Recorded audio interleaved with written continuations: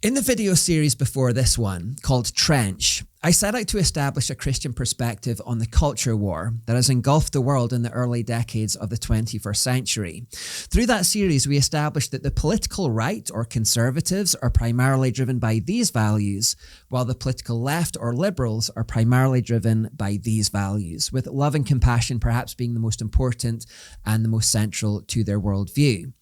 Now, since this is the case, liberals feel compelled to find the people who need these things the most, who need love and compassion and kindness the most. In other words, they want to identify the hurting in life, the downtrodden and the marginalized, so they may show them love and compassion and kindness, sympathize with them, champion their cause, and generally offer them support. And to this point, Christians can really have no argument. The Bible, after all, is filled with verses that encourage us to do this very thing. Isaiah says very clearly that we are to help the oppressed. The problem begins, however, with the framework that the left are currently using to identify the oppressed. It's called Intersectional Theory, or simply intersectionality for short. It was created in 1989 by an American civil rights advocate called Kimberly Williams Crenshaw, and it's defined in Wikipedia as an analytical framework for understanding how a person's various social and political identities combine to create different modes of discrimination and privilege. Intersectionality identifies multiple factors of advantage and disadvantage. So it's basically just a way of identifying those who are most disadvantaged in life so the left can offer them love, compassion, sympathy, and kindness. We can easily visualize the framework like this. According to this theory, life is best understood as nothing more than a power struggle. There are some in the world who hold the power and who are advantaged by that power, and correspondingly, there are those who don't and who are disadvantaged by being powerless. Whether an individual has power or not is deemed to depend on identity traits like sex, sexuality, race, wealth, social class, religion, country of birth, and so forth. The more identities you can claim above the horizontal line, the more advantaged with power you're considered to be, for the reason that these tend to have more physical strength, money, or are part of a majority. The more identities you can claim below the horizontal line, the more disadvantaged you're considered to be, for the converse reasons that they tend to be physically weaker, poorer, or are part of a minority. So, for example, the theory says that a man has 1 point of privilege on the basis he is physically stronger than a woman. A white man has 2 points of privilege on the basis his skin color also makes him part of the majority in Western society. A white heterosexual man has 3 points of privilege on the basis heterosexuality is another majority orientation. Conversely, a woman is considered to have 1 point of disadvantage because she's physically weaker than a man. A black woman has 2 points of disadvantage because black skin is a minority shade in the West, and a black lesbian woman has 3 points of disadvantage because homosexuality is a minority sexual orientation. The left use this framework to identify minorities and those who they believe are the most marginalized and disadvantaged in life, and then they adjust their compassion levels according to how many oppression points they think you score. The more disadvantaged you are, the more deserving of love, compassion, sympathy, praise, and attention you're considered to be.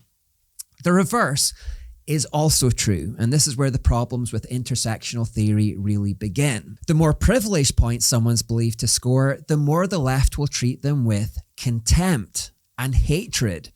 At best, the left believe the privileged are simply unneedful of their compassion, but at worst, they believe the privileged are actually complicit in the inequality.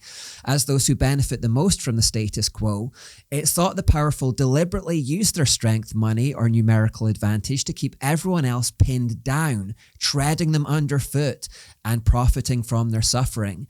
By this system's reckoning, men are natural subjugators of women, whites are natural subjugators of other races, while heterosexuals naturally marginalize homosexuals. After all, for everyone who is oppressed, it follows there must be an oppressor. For every victim, there must be a villain. Intersectional theory therefore characterizes the privileged as life's villains and oppressors. They are the cause of the inequality in the world. Their very existence is a problem to be solved. They can do no right. They are an evil enemy. They are to be torn down and defeated at all costs. To hate the privileged and to hold these people in contempt under this system therefore becomes virtuous. Now, this brings us to the first significant problem of intersectional theory. It encourages hatred, and very often for the most spurious of reasons. For example, you'll often find people who believe in intersectionality spouting the most hate-filled bile against men for no other reason than the fact they are men. In recent years, men are trash and kill all men have been trending hashtags on social media. We need to kill all men. I am sick of being a baby factory that produces more men that will just, in the future, subjugate me. So the only answer to that is to kill male babies and just kill any man that you see. Likewise, people with white skin are considered evil for no other reason than the fact they have white skin. Believers in intersectional theory will talk openly about abolishing whiteness and fantasize about a future where white humans have been completely exterminated from the face of the earth. Indeed, in April 2021, a psychiatrist called Aruna Kilanani gave a speech at Yale School of Medicine called The Psychopathic Problem of the White Mind, in which she argued that a white person's mind is inherently and irreparably evil, and therefore it doesn't matter what happens to them. In this speech, she said that she had fantasies of unloading a revolver into the head of any white person that got in my way, burying their body and wiping my bloody hands as I walked away relatively guiltless with a bounce in my step. People who are heterosexual are similarly treated with contempt on the basis that their very existence promotes what's called heteronormativity, literally just the normalness of heterosexuality. The sheer numbers of heterosexual people in the world makes it seem like the natural, ideal, and coherent thing, and therefore the left feel that it marginalizes homosexuals, makes them feel sad, makes them feel like their minority orientation is unnatural and inferior. And for this reason, believers in intersectional theory hate the normalness of heterosexuality and will talk about destroying or completely smashing heteronormativity. Ellie Barnes, a lesbian woman who heads the charity Educate and Celebrate, has openly stated that their goal as a charity is to get into British schools to transform the culture of them so that children are indoctrinated with LGBTQ ideology and come to hate this heteronormativity. And really the bottom line is to completely smash heteronormativity. That's what we want to do. We totally encourage intersectional ways of teaching, lots of pedagogies around usualising, so making LGBT plus an everyday occurrence within the school. At LGBTQ parades, participants have also been heard chanting about trying to corrupt the next generation with this propaganda.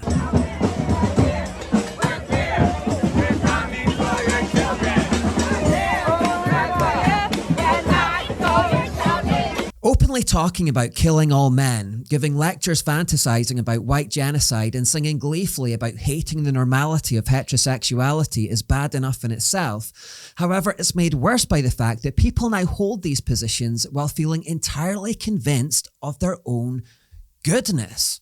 To hate men, to hate white people, and to hate heteronormativity is, according to intersectional theory, a justified, noble, and even virtuous thing.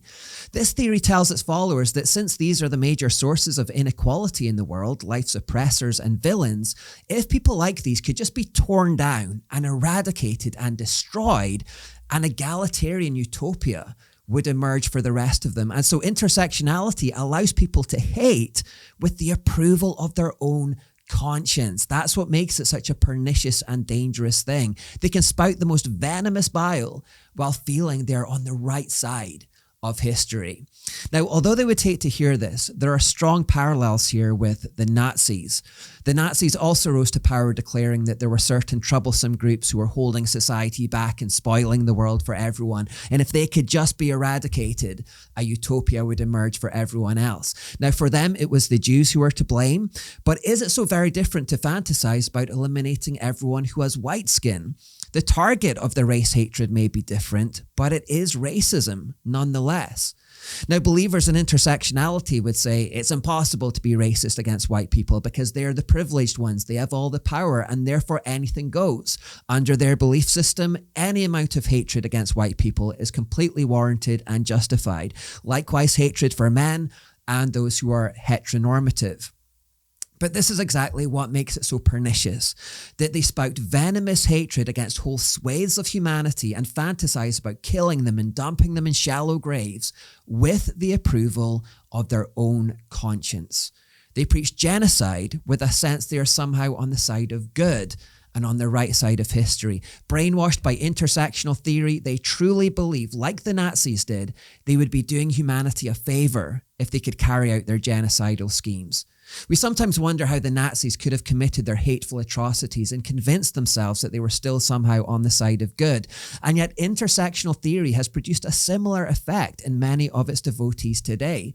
This is what Kilanani said. She said, if she can murder white people and dump them in shallow graves, she would feel like she was doing the world a favour. Now, from around 2017, the people who subscribed to intersectional theory began describing themselves as woke. Originally, woke meant being awake to the cause of the marginalised and the cries of the oppressed. Indeed, the dictionary describes it as, or defines it rather, as being aware of and actively attentive to injustice in society, especially in regard to race, class, and gender. In the passing of time, however, it's come to mean something slightly more than that. It now generally means someone who fully subscribes to the intersectional ideology and who with it harbours a burning hatred of those they have been brainwashed to believe are life's villains and oppressors, chiefly straight white men. You may notice this hatred when you encounter the woke, for it simmers only barely under the surface and it's not easily contained. Indeed, you'll notice that for all their talk of compassion and love and kindness, the woke are often anything but.